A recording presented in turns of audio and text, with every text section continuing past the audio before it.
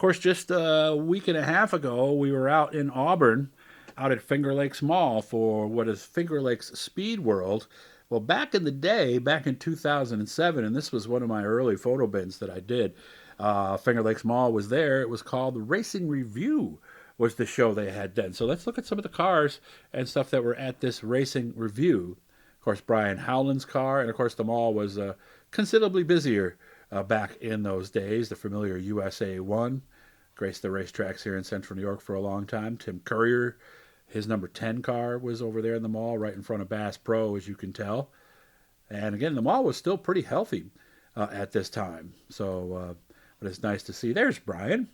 Nice to see you, Brian. We miss you. Actually, we talked to him last year. I think he came and did a couple of shows as a substitute driver. So he made it very clear, though, that he is not back, but it had fun getting back out there to the racetrack again. So always good looking car. He always brought out great looking stuff.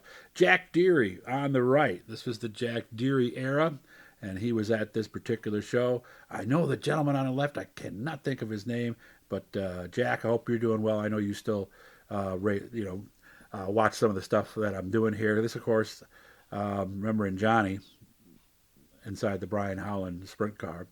Mike Vaughn's number 11 was there, and this number 2, this Pontiac, raced at Weedsport for a long time. You'll get another view of it here in a second, but always cool to put the camera down on the ground. I always like that angle right there. I learned that from one of my videographer buddies over there at WCNY. He says, put the camera on the ground and prop it up a little bit, and it's amazing how cool that looks. Looking inside the dash a little bit here, you can see the screen is in front there too. There's this Pontiac. Good looking race car, huh? I miss the Pontiac brand. I miss the split grill. They had a lot of classic cars over the years. And of course, my first car was a '69 Firebird.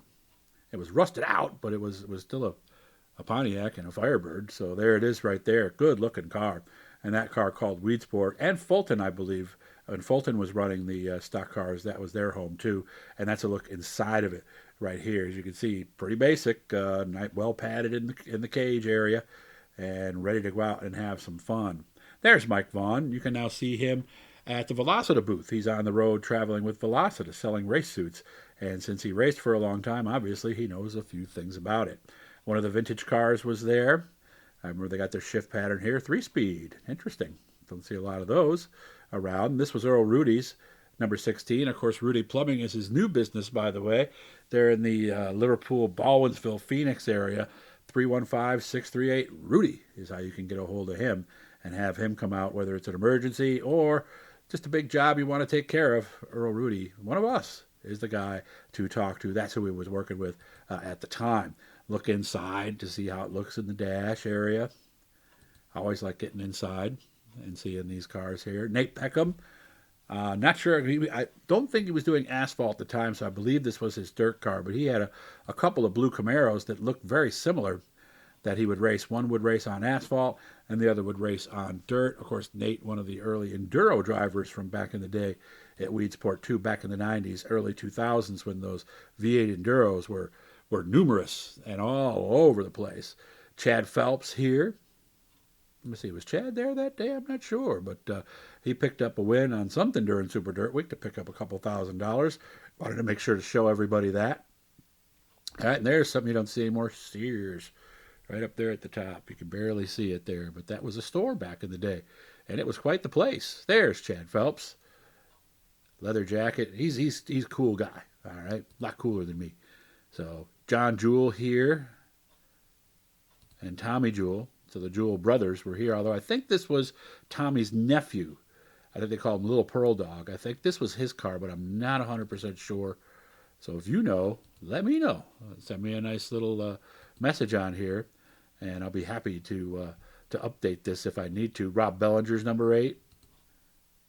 Always with the Troyers. Longtime runner of the Troyer cars. Of course, this was back when Billy Colton was on the hill there, or at the helm, excuse me. Russ Hefty, Clearview Windows ride. Russ was the one, again, who was my original backer on Doug's Dirt Diary. He gave us the seed money to get all the recordings and all recording equipment and everything we need to get Doug's Dirt Diary going. So big thanks to Russ. Or who knows, we might not even be doing this today if it wasn't for Russ and his generosity to help get me going. I believe this was Robbie Shuttleworth, maybe one of the 600 micros. Oh, they might even have been more than 600 back then, because I know for a while they were 1,000 cc's, 1,100, something like that. So I'm not sure if this was a 600 or maybe one of the ones had a little bit more power, one of the 1100s. But again, guys, just showing you some stuff from back in the day. I literally have hundreds of thousands of pictures. We're going to try to get a lot of them out this off season and keep you guys busy so you got stuff to look at every day. Make sure to subscribe, turn on the notifications, of course, hit that little bell, and that'll let you know every time we put up something new. Hit the like button, of course. Leave a comment if you can. And we'll be back with more cool stuff for you right here on the YouTube channel. Thanks, guys, for watching, and thanks for subscribing.